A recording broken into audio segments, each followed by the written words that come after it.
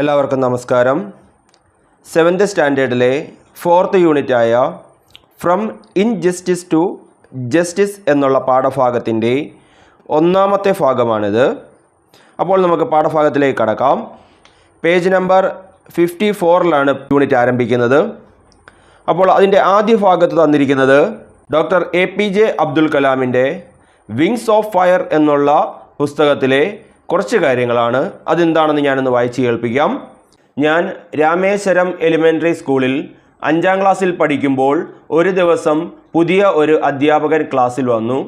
ഒരു മുസ്ലിം ആണെന്ന് തിരിച്ചറിയും വിധം തൊപ്പി ധരിച്ചിരുന്ന ഞാൻ മുൻനിരയിൽ പൂണൂലുട്ട രാമനാഥ ശാസ്ത്രിയുടെ തൊട്ടടുത്താണ് പതിവായി ഇരുന്നിരുന്നത്. ഹൈന്ദവ പുരോഹിതൻ്റെ പുത്രൻ മുസ്ലിം ബാലനോടൊപ്പം ഇരിക്കുന്നത് ഉൾക്കൊള്ളാൻ ആ അധ്യാപകന് കഴിഞ്ഞില്ല. താൻ മനസ്സിലാക്കിയിരുന്ന സാമൂഹിക ക്രമം അനുസരിച്ച് എന്നോട് എഴുന്നേറ്റ് പോയി പിൻനിരയിലിരിക്കാൻ അദ്ദേഹം ആവശ്യപ്പെട്ടു. എനിക്ക് വലിയ ദുഃഖം തോന്നി. രാമനാഥ ശാസ്ത്രിയും സങ്കടപ്പെട്ടു. പിൻനിരയിലെ ഇരിപ്പിടത്തിലേക്ക് ഞാൻ മാറിയപ്പോൾ വിതുമ്പിക്കരയുന്ന അദ്ദേഹത്തിൻ്റെ മുഖം എൻ്റെ മനസ്സിൽ മായാത്ത മുദ്രയായി. സ്കൂൾ വിട്ട് വീട്ടിൽ ചെന്നപ്പോൾ ഞങ്ങൾ ഇരുവരും മാതാപിതാക്കളോട് ഈ സംഭവത്തെക്കുറിച്ച് പറയുകയുണ്ടായി. ലക്ഷ്മണ ശാസ്ത്രി ആ അധ്യാപകനെ വിളിപ്പിച്ചു. എന്നിട്ട് ഞങ്ങളുടെ സാന്നിധ്യത്തിൽ തന്നെ നിഷ്കളങ്കരായ കുട്ടികളുടെ മനസ്സിൽ സാമൂഹ്യ അസമത്വത്തിൻ്റെയും അസഹിഷ്ണുതയുടെയും വിഷം പരത്തരുത് എന്ന് പറയുകയുണ്ടായി. തൻ്റെ തെറ്റായ പ്രവൃത്തിയിൽ ആ അധ്യാപകൻ ഖേദിച്ചെന്ന് മാത്രമല്ല, ലക്ഷ്മണ ശാസ്ത്രി നൽകിയ ശക്തമായ സന്ദേശത്തിൻ്റെ ചൈതന്യം വഴി ആത്യന്തികമായി പരിവർത്തനമുണ്ടായി. അപ്പോൾ ഇതാണ് നമ്മുടെ പാഠഭാഗത്തിൻ്റെ ഇൻട്രൊഡക്ഷനായിട്ട് തന്നെ വന്നിരിക്കുന്നത്.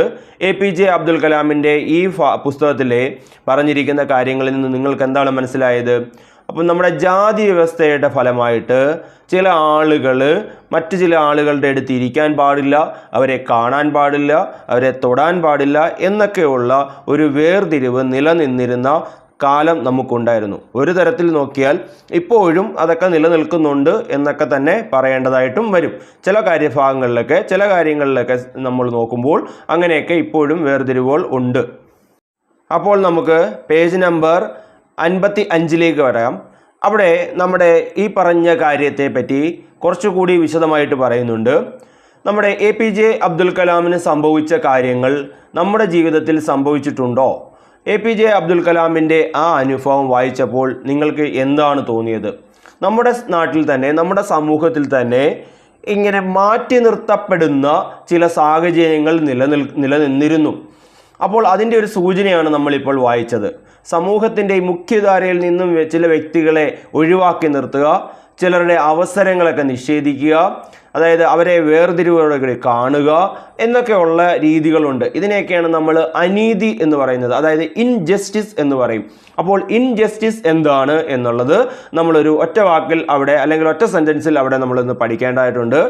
Injustice refers to the practice of exclusion of individuals from the mainstream of society, denial of opportunities and social discrimination. അപ്പോൾ ഇൻജസ്റ്റിസ് എന്ന് പറയുന്നത് അതായത് ഒരു വ്യക്തിയെ മെയിൻ സ്ട്രീമിൽ നിന്നും, practice of exclusion of individuals from the mainstream of society, നമ്മുടെ സൊസൈറ്റിയുടെ മെയിൻ സ്ട്രീമിൽ നിന്നും ഒരാളെ മാറ്റി നിർത്തുക. ഡിനയൽ ഓഫ് ഓപ്പർച്യൂണിറ്റീസ്, അവസരങ്ങൾ നിഷേധിക്കുക, അല്ലെങ്കിൽ സോഷ്യൽ ഡിസ്ക്രിമിനേഷൻ കാണിക്കുക. സോഷ്യൽ ഡിസ്ക്രിമിനേഷൻ എന്ന് വെച്ചാൽ സാമൂഹികമായിട്ടുള്ള വിവേചനം, അതിനെയാണ് സോഷ്യൽ ഡിസ്ക്രിമിനേഷൻ എന്ന് പറയുന്നത്. അപ്പോൾ ഇങ്ങനെയൊക്കെ ചെയ്യുന്നതിനെ നമ്മൾ വിളിക്കുന്ന പേരാണ് ഇൻജസ്റ്റിസ്. അതിൻ്റെ മലയാളം അനീതി എന്നാണ്. അപ്പോൾ injustice refers to the practice of exclusion of individuals from the mainstream of society, denial of opportunities and social discrimination. അപ്പോൾ അത് നമ്മൾ മനസ്സിലാക്കി വെക്കേണ്ടതാണ്. ആ സെൻറ്റൻസ് ഒന്ന് പഠിച്ചു വെച്ചോളുക.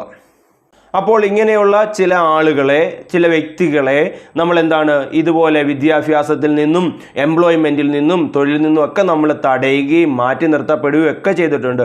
അവരുടെ അവസരങ്ങൾ നിഷേധിക്കപ്പെടുകയും ഒക്കെ ചെയ്തിട്ടുണ്ട്. അപ്പോൾ ഇങ്ങനെയുള്ള രീതികളെ, ഇങ്ങനെ കാണിക്കുന്ന ആ സംവിധാനങ്ങളെ നമ്മളൊരു വാക്ക് പറയാനുണ്ട്.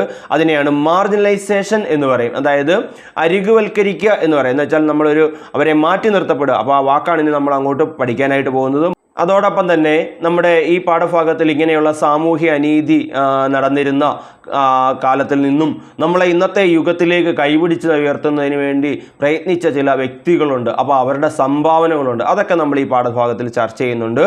അപ്പോൾ നമുക്കൊരു ചെറിയ ചോദ്യത്തിലേക്ക് കടക്കാം. ചോദ്യമല്ല, അവിടെ ഒരു ചെറിയ ആക്ടിവിറ്റി പോലെ തന്നിട്ടുണ്ട്. അതായത് are you familiar with the words margin, side, border? അതായത് മാർജിൻ, സൈഡ്, ബോർഡർ എന്നൊക്കെ പറയുന്ന വാക്കുകൾ നിങ്ങൾ കേട്ടിട്ടുണ്ടോ? In what sense are these words commonly used? അപ്പോൾ ഇങ്ങനെയുള്ള വാക്കുകൾ സാധാരണഗതിയിൽ എന്തിനൊക്കെ വേണ്ടിയിട്ടാണ് ഉപയോഗിക്കുന്നത്? അവിടെ ഒരു ഇത് എഴുതാനായിട്ടുള്ളൊരു സ്ഥലം കൂടെ തന്നിട്ടുണ്ട്. അവിടെ നിങ്ങളത് എഴുതി ചേർക്കുക. ഈ മാർജിൻ എന്ന് പറയുന്നതും സൈഡ് എന്ന് പറയുന്നതും ബോർഡർ എന്ന് പറയുന്ന വാക്കുകളൊക്കെ എന്തിനു വേണ്ടിയിട്ടാണ് ഉപയോഗിക്കുന്നതെന്ന്. അപ്പോൾ ഞാൻ അവിടെ എഴുതി ചേർക്കാൻ ഉദ്ദേശിക്കുന്നത് margin refers to the space between the edge and the content. അതായത് മാർജിൻ എന്ന് പറയുന്നത് ഒരു സ്പേസ് ആണ്. എഡ്ജിൻ്റെയും കണ്ടന്റിൻ്റെ ഇടയിലുള്ള ഒരു സ്പേസിനെയാണ് നമ്മൾ മാർജിൻ എന്ന് പറയുന്നത്. ബുക്കുകൾക്കൊക്കെ മാർജിൻ ഉണ്ട്. അതിൻ്റെ ബുക്കിൻ്റെ എഡ്ജിൽ നിന്നും നമ്മൾ എഴുതി തുടങ്ങുന്ന കണ്ടന്റിലേക്കുള്ള ഇടയ്ക്കുള്ള ഒരു സ്പേസ്, അതിനെ നമ്മൾ മാർജിൻ എന്ന് പറയാം.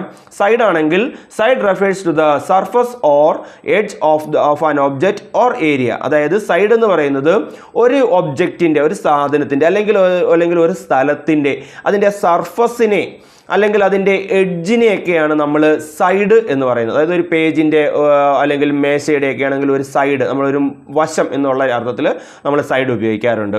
പിന്നെ ബോർഡർ എന്ന് പറയുന്നത് border refers to the edge or boundary of a geographical area. ഒരു ജിയോഗ്രാഫിക്കൽ ഏരിയ, ഒരു ഭൂമിശാസ്ത്രപരമായ ഏരിയയുടെ അതിൻ്റെ എഡ്ജ് അല്ലെങ്കിൽ അതിൻ്റെ ബൗണ്ടറി, അതായത് അതിൻ്റെ അതിർത്തി, അതിനെയൊക്കെയാണ് നമ്മൾ ബോർഡർ എന്ന് പറയുന്നത്. അപ്പോൾ മാർജിന്, സൈഡ്, ബോർഡർ എന്താണെന്ന് നമ്മളൊരു ചെറിയ വിവരണത്തിൽ കൂടി പറഞ്ഞു. അത് നമ്മൾ കാണാൻ പഠിക്കേണ്ടതായിട്ടില്ല. നമ്മുടെ ഒരു അറിവിൽ നിന്നും നമ്മൾ എഴുതാൻ വേണ്ടി മാത്രം പറഞ്ഞിരിക്കുന്നു എന്നേ ഉള്ളൂ.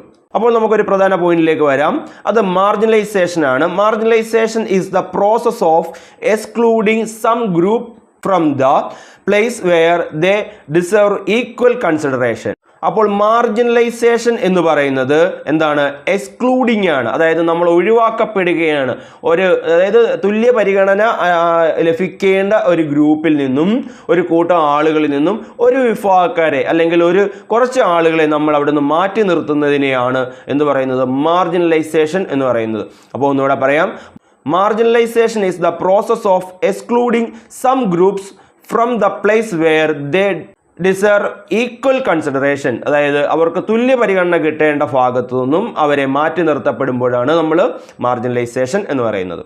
അടുത്തതായിട്ട് നമുക്ക് താഴെ കുറച്ച് ചിത്രങ്ങൾ തന്നിട്ടുണ്ട്.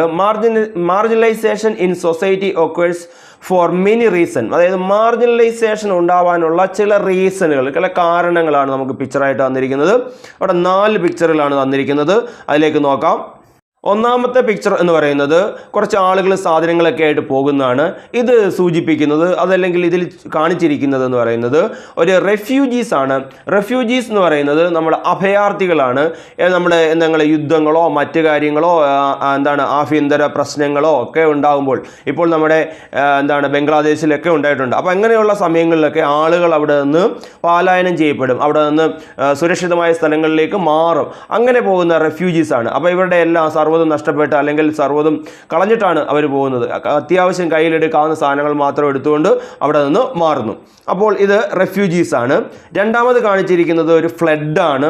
ഫ്ലഡ് എന്ന് പറഞ്ഞാൽ നിങ്ങൾക്കറിയാം, വെള്ളപ്പൊക്കമാണ്. അതായത് ഒരു സ്ഥലത്ത് വെള്ളപ്പൊക്കം ഉണ്ടാകുമ്പോൾ ഒക്കെ നമുക്ക് അവിടെ നിന്ന് മാറിപ്പോകേണ്ടതായിട്ട് വരും, മാറി താമസിക്കേണ്ടതായിട്ട് വരും. അപ്പോൾ അത് ഫ്ലഡ് ആണ്.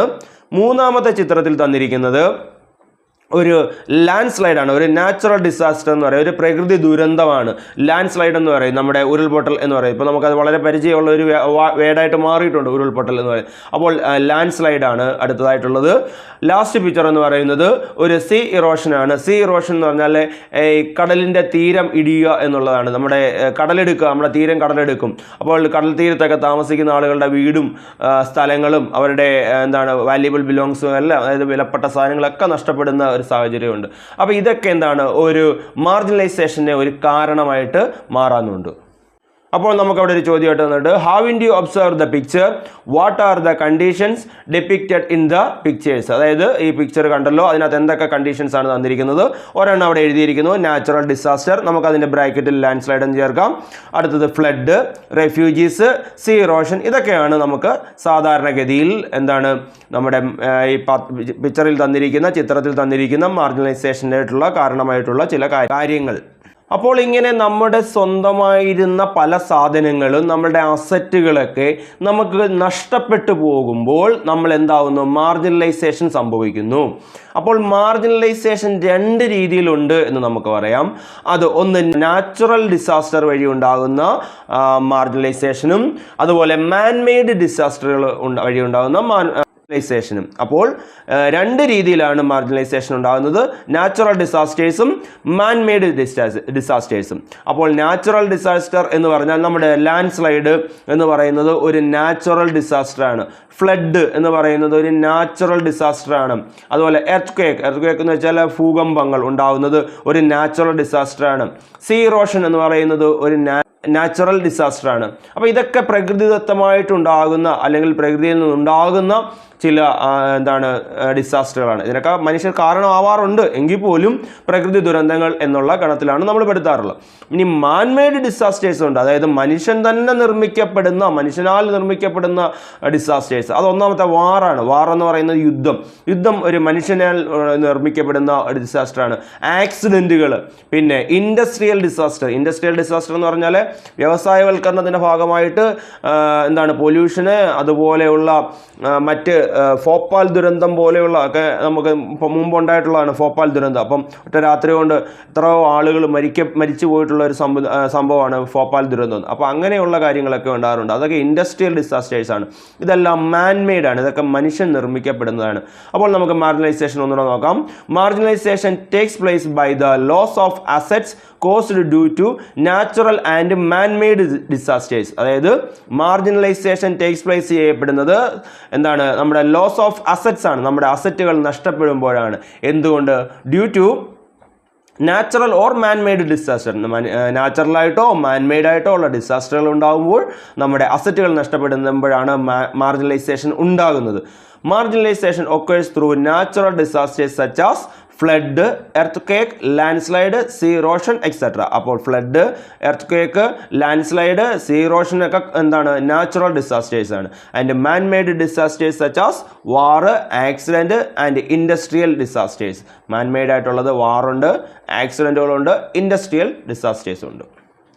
ഇനി മാർജിനലൈസേഷൻ നമുക്ക് മറ്റു പല രീതികളും സംഭവിക്കാറുണ്ട്. അതായത് നമ്മൾ ഇൻറ്റൻഷനലി, അതായത് നമ്മൾ മനഃപൂർവ്വമായിട്ട് ചിലരെ ഒഴിവാക്കപ്പെടുന്നു, ചിലരെ മാറ്റി നിർത്തപ്പെടുന്നു.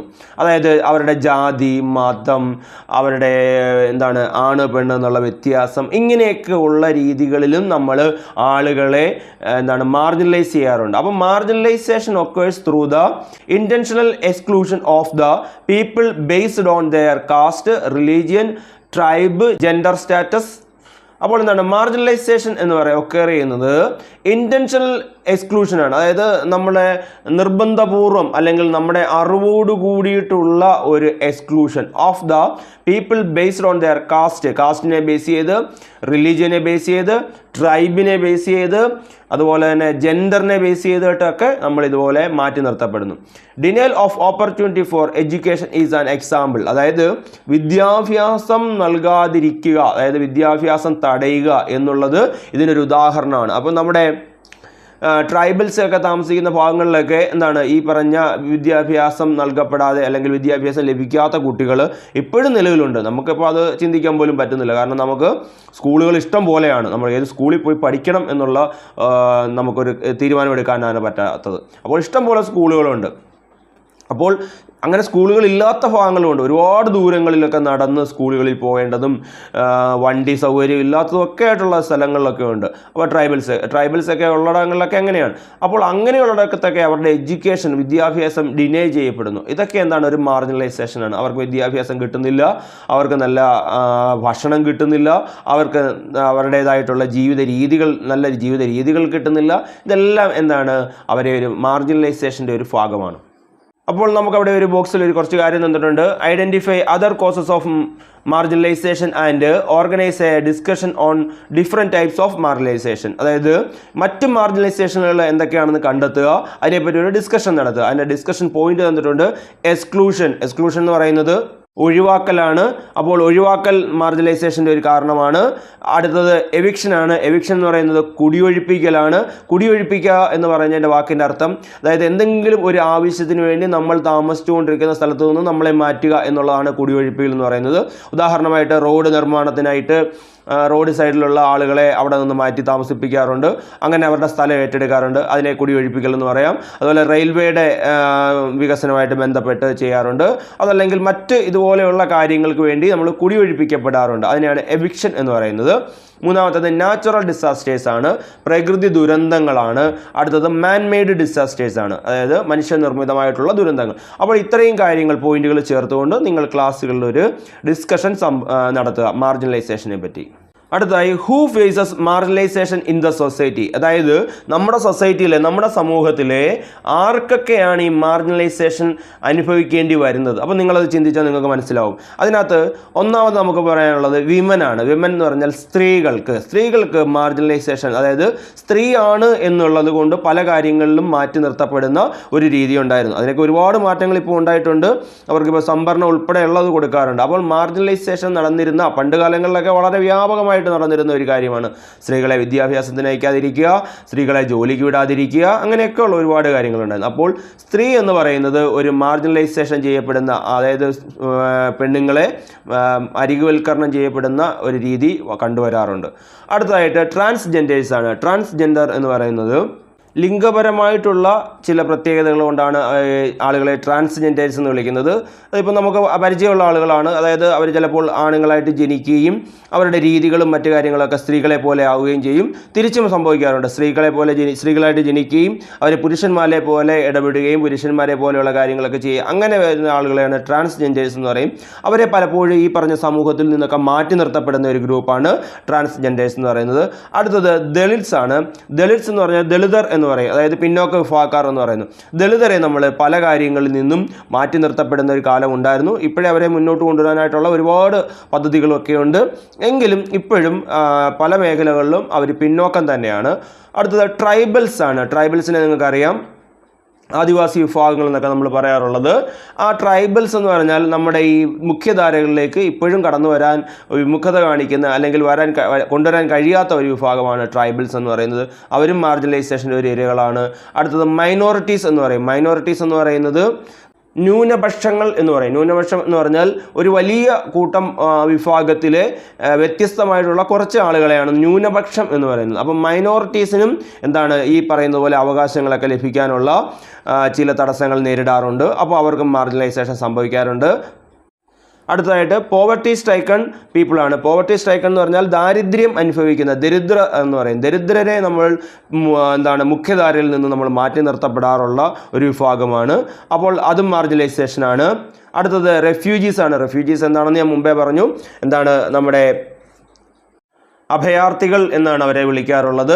അഭയാർത്ഥികൾ ആകുന്നത് അവിടുത്തെ സ്വന്തം രാജ്യത്തിലെ എന്തെങ്കിലും പ്രശ്നങ്ങൾ കൊണ്ടോ യുദ്ധങ്ങൾ കൊണ്ടോ മറ്റെന്തെങ്കിലും ആഭ്യന്തര സംഘർഷങ്ങൾ കൊണ്ടോ ഒക്കെ നമ്മൾ അഭയാർത്ഥികളായിട്ട് മാറാറുണ്ട്. അങ്ങനെ റെഫ്യൂജീസ് മാർജിനലൈസേഷൻ ചെയ്യപ്പെടുന്ന വിഭാഗമാണ്. അടുത്തത് ഡിഫറൻ്റ്ലി ഏബിൾഡ് പേഴ്സൺ, അതായത് നമ്മുടെ ഭിന്നശേഷിയുള്ള ആളുകൾ, അതായത് ചില വൈകല്യങ്ങളൊക്കെ ഉള്ള ആളുകളുണ്ടല്ലോ. കൈക്ക് കാലിന് വൈകല്യമുള്ളവരുണ്ട്, ചിലർക്ക് സംസാരിക്കാൻ ബുദ്ധിമുട്ടുള്ളവരുണ്ട്, കാഴ്ചയ്ക്ക് പരിമിതിയുള്ളവരുണ്ട്, കേൾവിക്ക് പരിമിതിയുള്ളവരുണ്ട്. അങ്ങനെയൊക്കെയുള്ള ഡിഫറൻ്റ്ലി ഏബിൾഡ് ആയിട്ടുള്ള പേഴ്സൺസ് ഉണ്ട്. അവരെയും പല മേഖലകളിൽ നിന്നും മാറ്റി നിർത്തപ്പെടാറുണ്ട്. അടുത്തതായിട്ടാണ് എക്സ് പ്രിസണേഴ്സ്. എക്സ് പ്രിസണേഴ്സ് എന്ന് വെച്ചാൽ നമ്മുടെ ജയിൽ മോചിതർ എന്ന് പറയും. ഏതെങ്കിലും കുറ്റത്തിന് ജയിലിൽ പോയി അവിടെ നിന്ന് പുറത്തിറങ്ങി വരുന്ന ജയിൽ മോചിതർ. വലിയ കുറ്റങ്ങൾ ചെയ്തു പോയി വരുന്നവരുണ്ട്, എങ്കിൽ പോലും ചില അബദ്ധം പറ്റി കുറ്റം ചെയ്തു പോയി ജയിലിൽ അകപ്പെട്ടു പോകുന്ന ആളുകളുണ്ട്. അങ്ങനെയുള്ളവരും പുറത്തിറങ്ങി വന്നു കഴിഞ്ഞാൽ നമ്മളെന്താണ് സമൂഹത്തിൽ അവരെ എല്ലാ മനുഷ്യരെയും കാണുന്ന രീതിയിലേക്ക് കാണാത്ത അവസ്ഥയൊക്കെ ഉണ്ട്. അപ്പോൾ ഇതൊക്കെയാണ് നമ്മുടെ മാർജിനലൈസേഷൻ ചെയ്യപ്പെടുന്ന സൊസൈറ്റി എന്ന് പറയുന്നത്. അത് നമുക്ക് പുസ്തകത്തിലൂടെ ഉണ്ട്. This include women, transgenders, Dalits, tribals, minorities, poverty stricken people, refugees, differently abled persons, ex prisoners, etcetera. അടുത്തതായി പേജ് നമ്പർ 57 തന്നിരിക്കുന്നത് നമ്മൾ ഈ മാർജിനലൈസേഷന് എതിരായിട്ട് പ്രവർത്തിച്ച അല്ലെങ്കിൽ മാർജിനലൈസേഷനെ ഇവിടെ നിന്ന് മാറ്റണം എന്നുള്ള രീതിയിൽ പ്രവർത്തിച്ച ഒട്ടനവധി ആളുകളുണ്ട്. അവരിലേക്ക് നമ്മൾ വരികയാണ്. അതിലെ ഏറ്റവും പ്രധാനപ്പെട്ട ഒരു ഭാഗമാണ് government UP school at Ooruttambalam is now Ayyankali Panchami memorial school. അതായത് ഊരുട്ടമ്പലത്തെ ഒരു ഗവൺമെൻറ് UP സ്കൂളുണ്ട്. അതിനെ ഇപ്പം നമ്മൾ അയ്യങ്കാളി പഞ്ചമി മെമ്മോറിയൽ സ്കൂൾ എന്നാണ് അറിയപ്പെടുന്നത്. അതിനുള്ള കാരണം എന്താണെന്നാണ് അവിടെ തന്നിരിക്കുന്നത്. അത് ഞാൻ വായിച്ച് കേൾപ്പിക്കാം. തിരുവനന്തപുരം ഊരുട്ടമ്പലം സർക്കാർ UP സ്കൂൾ ഇനി മുതൽ അയ്യങ്കാളി പഞ്ചമി സ്മാരക ഗവൺമെൻറ് UP സ്കൂൾ എന്നറിയപ്പെടും. കുടിപ്പള്ളിക്കൂടമായിരുന്ന ഊരുട്ടമ്പലം ഗവൺമെൻറ് UP സ്കൂളിലെ ചരിത്രം മാറ്റി കുറിച്ച ഒരു സമരം ഉണ്ടായി. അതിന് അയ്യങ്കാളിയാണ് തുടക്കം കുറിച്ചത്. പഞ്ചമി എന്ന ദളിത് ബാലികയെ സ്കൂളിൽ പഠിപ്പിക്കാൻ അനുവദിക്കാത്തതിൽ പ്രതിഷേധിച്ച് പഞ്ചമിയുടെ കൈ പിടിച്ച് അയ്യങ്കാളി സ്കൂളിലേക്ക് വരികയും സ്കൂളിൽ കയറ്റിയിരുത്തുകയും ചെയ്തു. പഞ്ചമി കയറിയതിൻ്റെ ഭാഗമായി ജന്മിമാർ സ്കൂളിന് തീവച്ചു. പകുതി കത്തിയ ബെഞ്ചുകളുടെയും അവശേഷിപ്പുകൾ ഇന്നും സ്കൂൾ മ്യൂസിയത്തിൽ കാണാം. അപ്പോൾ അങ്ങനെ ഒരു സംഭവം ഉണ്ടായിട്ടുണ്ട്. അയ്യങ്കാളി ഒരു താഴ്ന്ന ജാതിക്കാരനായിരുന്നു. പഞ്ചമിയെ അവിടെ പഠിപ്പിക്കാനായിട്ട് കൊണ്ടുവരികയും അവിടെ അന്നത്തെ ജന്മിമാർ ഉയർന്ന ജാതിയിലെ ആൾക്കാർക്ക് അത് ഇഷ്ടപ്പെടാതിരിക്കുകയും, കാരണം ഉയർന്ന ജാതിയിലെ കുട്ടികൾ പഠിക്കുന്നതിന് കൂടെ താഴ്ന്ന ജാതിയിലെ കുട്ടികൾ ഇരുന്ന് പഠിച്ചാൽ എന്തൊക്കെയോ അങ്ങ് സംഭവിച്ചു പോകും എന്നുള്ള ധാരണയാണ്. ആ ധാരണ കൊണ്ട് അവരന്ന് ആ സ്കൂളിന് തീ വെക്കുക വരെ ചെയ്തിട്ടുണ്ട്. അപ്പോൾ അങ്ങനെ ഒരു ചരിത്ര സംഭവം ഉണ്ടായി. നമ്മുടെ ആ ചരിത്രം എല്ലാം മാപ്പ് കൊടുക്കാതിരുന്നിട്ടില്ല എന്ന് പറയുന്നതുപോലെ തന്നെയാണ് ചരിത്രത്തിൻ്റെ ഭാഗമായി ഇപ്പോൾ ആ സ്കൂളിൻ്റെ പേര് തന്നെ അയ്യങ്കാളി പഞ്ചമി മെമ്മോറിയൽ സ്കൂൾ എന്നാക്കി മാറ്റിയിട്ടുണ്ട്. അപ്പോൾ നമ്മുടെ താഴ്ന്ന ജാതിയിൽപ്പെട്ട ആളുകൾക്ക് വിദ്യാഭ്യാസം നിഷേധിക്കപ്പെടുന്ന അവസരം ഉണ്ടായിട്ടുണ്ട്. അപ്പോൾ അതിനെതിരെ പ്രവർത്തിച്ച ഒരു വ്യക്തിയാണ് നമ്മുടെ അയ്യങ്കാളി എന്ന് പറയുന്നത്, മഹാത്മാ അയ്യങ്കാളി എന്നറിയപ്പെടുന്നത്. അപ്പോൾ ആ പേര് നമ്മൾ അവിടെ പഠിക്കണം. അതാണ് അവിടുത്തെ ഒരു പ്രധാനപ്പെട്ട ഒരു ഭാഗം. Mahatma Ayyankali works to provide equal education opportunities to the deprived. അപ്പോൾ അതാണ് നമുക്ക് അവിടെ നിന്നുള്ള ഒരു സെൻറ്റൻസ് പഠിക്കാനുള്ളത്. അപ്പോൾ മഹാത്മാ അയ്യങ്കാളി, അതായത് ഇങ്ങനെയുള്ള അടിച്ചമർത്തപ്പെട്ട വിഭാഗത്തിന് വേണ്ടി, ഒഴിവാക്കപ്പെട്ട വിഭാഗത്തിന് വേണ്ടിയിട്ട് അവരുടെ വിദ്യാഭ്യാസത്തിന് വേണ്ടി പ്രവർത്തിച്ച ഒരു മഹത് വ്യക്തിയാണ്. ആ പേര് നമ്മൾ ഓർത്തിരിക്കുകയും അത് പഠിച്ചു വെക്കുകയും വേണം. അപ്പോൾ നമ്മുടെ ദളിത് വിഭാഗത്തിൽപ്പെട്ട ആളുകൾക്ക് വാഹനത്തിൽ സഞ്ചരിക്കുവാനോ പൊതുവഴിയിൽ നടക്കുവാനോ നല്ല വസ്ത്രങ്ങൾ ധരിക്കുവാനോ വിദ്യാഭ്യാസം ചെയ്യുവാനോ ഒക്കെ ഉള്ള അവകാശം ഇല്ലാതിരുന്ന ഒരു കാലം ഉണ്ടായിരുന്നു.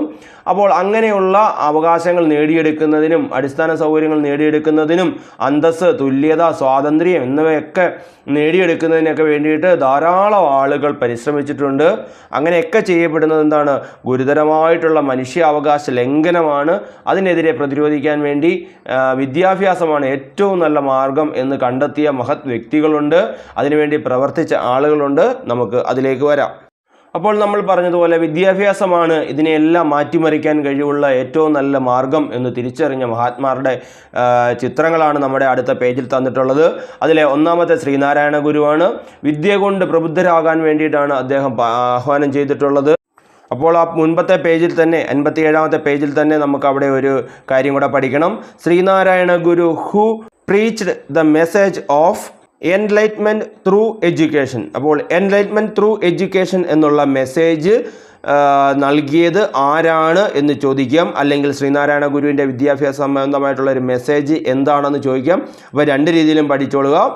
Sreenarayana Guru who teached the message of enlightenment through education. അപ്പോൾ അത് ഓർത്തു വെക്കുക. വീണ്ടും നമുക്ക് അടുത്ത പേജിലേക്ക് വരാം. Page number 58.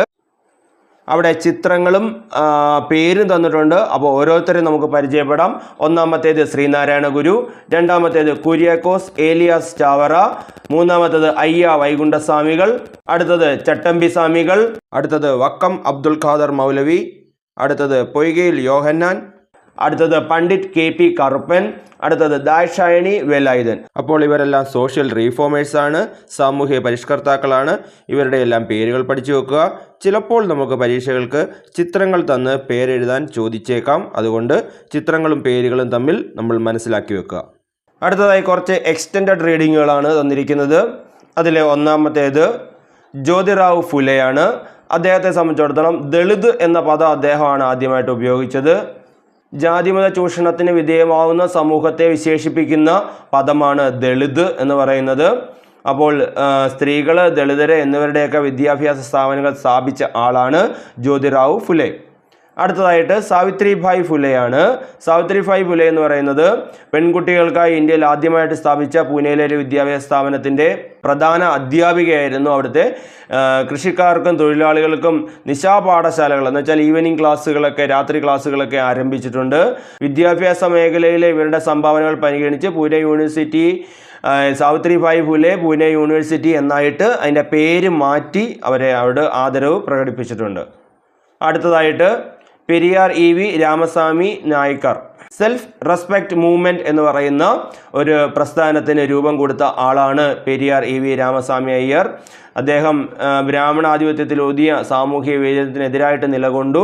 സ്ത്രീ വിദ്യാഭ്യാസത്തിൻ്റെ പ്രാധാന്യത്തെക്കുറിച്ച് ബോധ്യപ്പെടുത്തി പ്രവർത്തിച്ച ആളാണ് പെരിയാർ EV രാമസ്വാമി നായ്ക്കർ.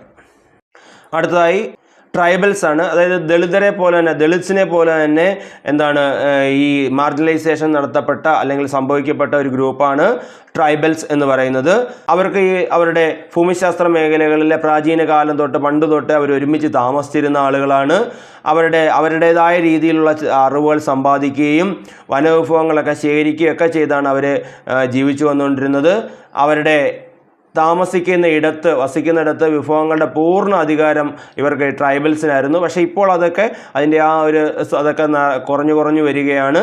ഇപ്പോൾ അവർ മാർജിനലൈസേഷൻ ചെയ്യപ്പെട്ട ഒരു വിഭാഗമായി മാറിയിരിക്കുകയാണ്. നമ്മളുടെ മുഖ്യധാരയിലേക്ക് അവരെ നമുക്ക് കൊണ്ടുവരാനായിട്ട് കഴിഞ്ഞിട്ടില്ല. അടുത്തതാണ് വെരിയർ എൽവിൻ. ഇന്ത്യൻ ആന്ത്രോപോളജിക്ക് ഒരു വലിയ സംഭാവന നൽകിയ ആളാണ് നമ്മുടെ വെരിയർ എൽവിൻ എന്ന് പറയുന്ന ആള്. നമ്മുടെ ട്രൈബൽസിനെയൊക്കെ സംരക്ഷിക്കുന്നതിന് വേണ്ടിയിട്ട് പ്രവർത്തിക്കുന്ന ഒരു ആള് കൂടിയാണ് ഈ പറഞ്ഞ ആള്. ട്രൈബൽസിന് വേണ്ടി അദ്ദേഹത്തിൻ്റെ ജീവിതം തന്നെ മാറ്റിവെച്ച ഒരാളാണ് വെരിയർ എൽവിൻ എന്ന് പറയുന്ന ആള്.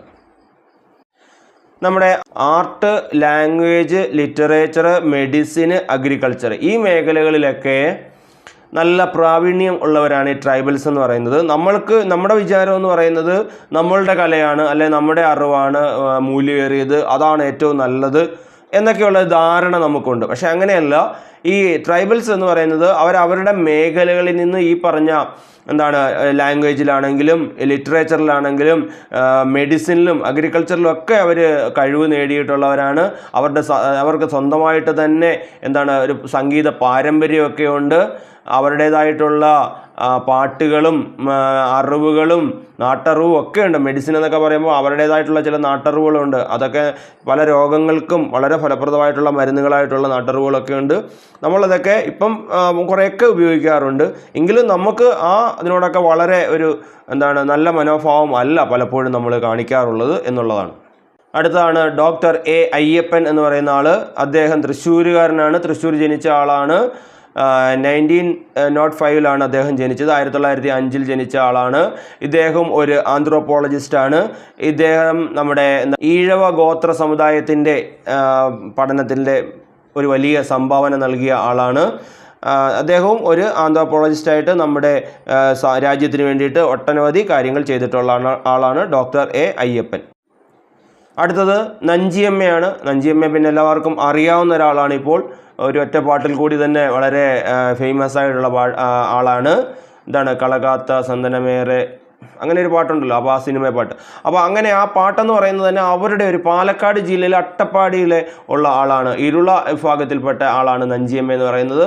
ഇത് നമ്മുടെ ഈ പാട്ടെന്ന് പറയുന്നത് തന്നെ എഴുതി വെച്ച് അറിയുന്ന അല്ലെങ്കിൽ ആ ഒരു പാട്ടൊന്നുമല്ല. അവരുടെ ആ ഒരു സംഗീതവും അവരുടെ താളവും ഒന്നും അവരൊന്നും നമ്മൾ ചെയ്യുന്നത് പോലെയുള്ള അല്ലെങ്കിൽ പഠിക്കുന്നത് പോലെയുള്ള കലകളൊന്നും പഠിച്ചിട്ടല്ല അത് എഴുതുകയോ പാടുകയോ ഒക്കെ ചെയ്തത്. പക്ഷേ വളരെ ഭംഗിയായ രീതിയിൽ അത് അവതരിപ്പിച്ചു.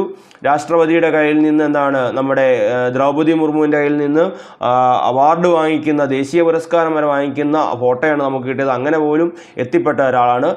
നാഷണൽ ഫിലിം അവാർഡ് എന്ന് പറയുന്നത്, ദേശീയ ചലച്ചിത്ര പുരസ്കാരം, അത് നേടുന്ന ഗോത്ര വിഭാഗത്തിൽപ്പെടുന്ന ആദ്യത്തെ ആളുകൂടിയാണ് നഞ്ചിയമ്മ എന്ന് പറയുന്ന ആൾ.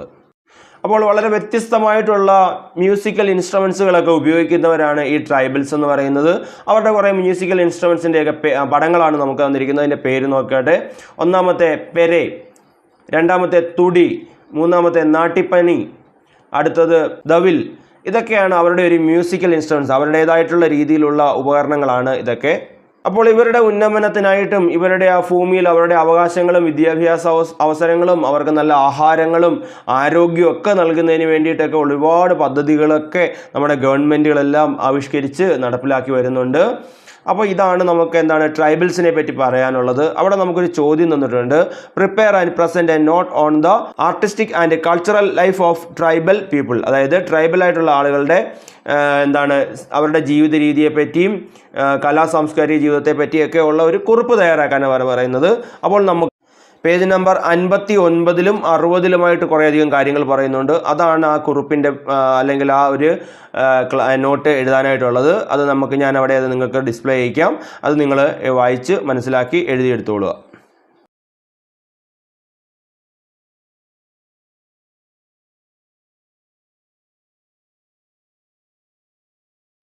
ഇതോടുകൂടി ഇന്നത്തെ ക്ലാസ് അവസാനിക്കുകയാണ്.